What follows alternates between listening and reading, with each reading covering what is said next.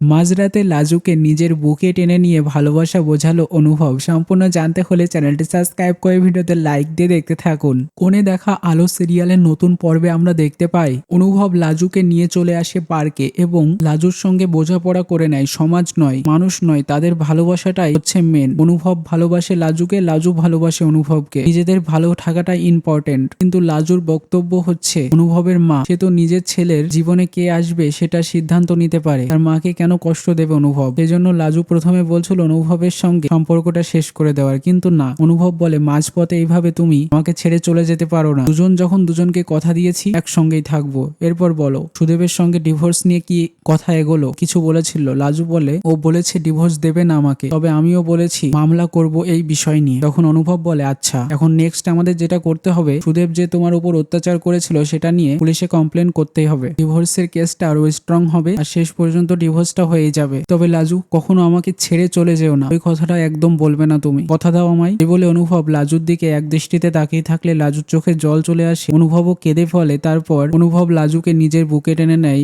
একে অপরকে জড়িয়ে ধরে একটা শান্তি অনুভব করে। তারপর লাজুর মাথায় হাত বুলিয়ে দেয় অনুভব। অনেকটা রাত হয়ে গেছে। হঠাৎ করে লাজুর চোখ খুলে আসে আর বলতে থাকে রাত হয়ে গেছে তো, আমাকে তো হোস্টেলে ফিরতে হবে। অনুভব বলে তোমার সঙ্গে সারা রাতটাই তো কাটাতে ইচ্ছা করছে লাজু। লাজু বলে ধ্যাত কি যে বলো তুমি। অনুভব বলে রিয়েলি, সত্যি বলছি। যাই হোক, তারপর অনুভব লাজুকে গাড়িতে করে নিয়ে চলে আসে, হোস্টেলে পৌঁছে দেয়। এইভাবে অটুট থাকুক লাজু অনুভবের ভালোবাসা, মিল হোক লাজু অনুভবের, বিয়ে হোক, সেটাই আমরা দেখতে চাই। দর্শক হিসেবে তোমরা কে কে চাও লাজু অনুভবের বিয়ে, কমেন্টসে জানিয়ে এখনই সাবস্ক্রাইব করে নাও আমাদের ইউটিউব চ্যানেল। ধন্যবাদ সবাইকে।